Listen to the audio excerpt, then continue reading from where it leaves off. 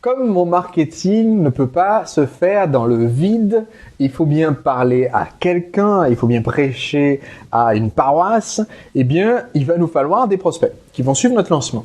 Et donc, on va se poser la question avant de concevoir le message marketing de qui est notre prospect idéal et qui est le centre de notre cible.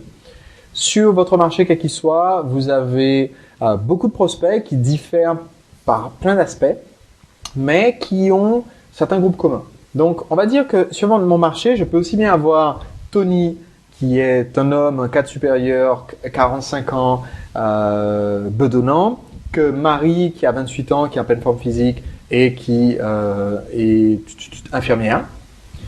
Ces deux personnes-là ont des profils complètement différents. Mais si je regarde vraiment toutes les personnes de mon marché, je vais m'apercevoir que 70% sont des hommes, comme Tony. 70% sont de profession libérale, comme Marie. 70% ont plus de 40 ans, comme Tony. 70% vivent en ville, comme Marie. Donc en fait, aucun de mes prospects ne correspond à cette définition parfaite, centrale, qu'on va définir ici dans le document, qui est je m'adresse à... Donc ici, je vais mettre... Je m'adresse à... Et je vais choisir un prénom de quelqu'un qui est le plus représentatif possible. Je vais dire je m'adresse à Paul.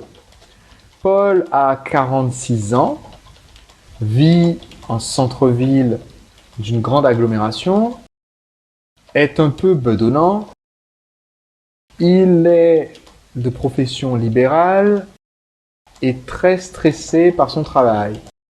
D'accord, etc., etc. Avant que je continue, j'explique. Donc, ce Paul que j'imagine dans mon document n'existe pas réellement. Comme je disais tout à l'heure, en réalité, dans ma mailing list de mes prospects, je vais avoir Tony qui ressemble à Paul parce qu'il a plus de 40 ans, il vit dans le centre-ville, il est un peu bedonnant, il n'est pas en profession libérale.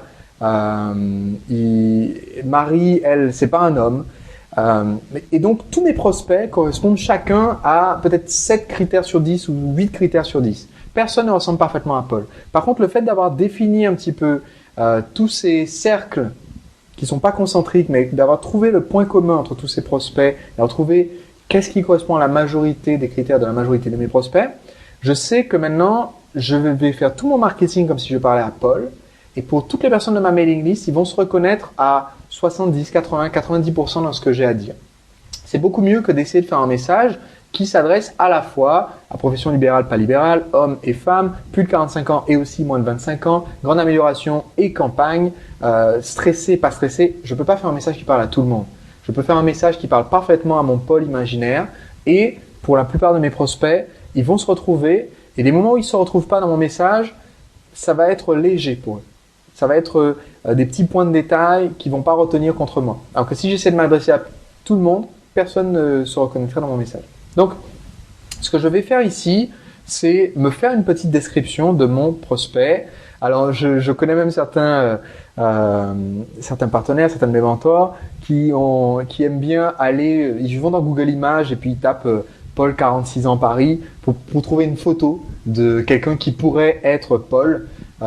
Et ça leur permet aussi, et ça peut être un bon exercice. Personnellement, je ne le fais pas avec la photo, mais j'ai vu certaines personnes le faire et j'ai trouvé que c'était une idée intéressante.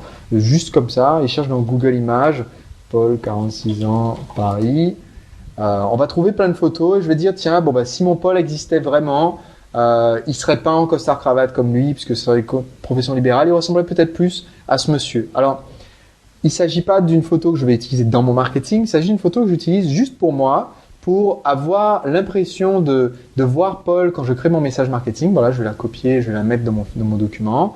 Et l'idée ici, c'est juste de donner un visage humain à votre prospect et d'imaginer que vous parlez à ce monsieur, ce Paul-là, parce que le fait de vous imaginer que vous parlez à cette personne-là va rendre votre lancement beaucoup plus humain, beaucoup plus vrai. Alors, comment est-ce que vous allez faire pour savoir connaître, comprendre un peu plus le profil de ce prospect? Si vraiment vous n'avez aucune idée de ce à quoi ressemblent vos prospects, parce que vous n'avez aucun prospect, je vous recommande, j'ai une formation qui s'appelle Votre première vente en 31 jours. J'explique comment faire le sondage en face à face avec les premiers prospects potentiels et c'est une bonne ressource justement pour avoir ce premier contact. D'accord? Mais ici, donc, je vais faire ma description de mon prospect et je vais rentrer un petit peu dans le détail. Quelle est sa vie? Qu'est-ce qu'il fait comme métier? Comment il s'habille? Qu'est-ce qu'il pense de lui-même? Et les questions qui sont ci-dessous vont m'aider à faire ça. Je vais me demander d'abord quel est son problème et sa frustration. Quel problème rencontre Paul? Je vais rester sur ce cas précis. Quel est le problème que va rencontrer Paul face à ce type de produit que je vais vendre? Alors, si je vends une formation de marketing, évidemment, je ne vais pas lister dans les problèmes et la frustration le fait que son chien est mal dressé et que son chat déchire le canapé. Ça ne rentre pas dans mon domaine.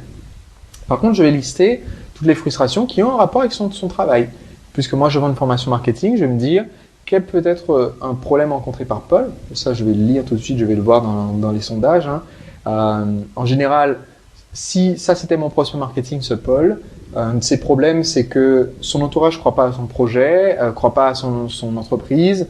Sa femme lui a déjà dit plusieurs fois qu'il faudrait qu'il laisse tomber et qu'il retrouve un job. Il a peur de devoir retrouver un boulot salarié, il a peur de ne pas pouvoir assurer la satisfaction de ses enfants, etc. Tout ça, je le sais dans un sondage parce que les gens me le disent. Maintenant, s'il s'agissait de Paul, mon prospect pour un site de séduction, qui pourrait être exactement le même type, exactement la même photo, exactement le même profil, lui, son problème, c'est qu'il serait récemment divorcé, il sait pas faire des rencontres, il se retrouve à nouveau sur le marché, on va dire, et il est complètement désemparé, les codes ont changé depuis l'époque où il avait rencontré sa femme dans les années 90, 80 même, et aujourd'hui, il est perdu, il est stressé, il est frustré. Donc, je décrirai ça en détail ici. Je réponds simplement à cette question, quel est le problème et la frustration de Paul?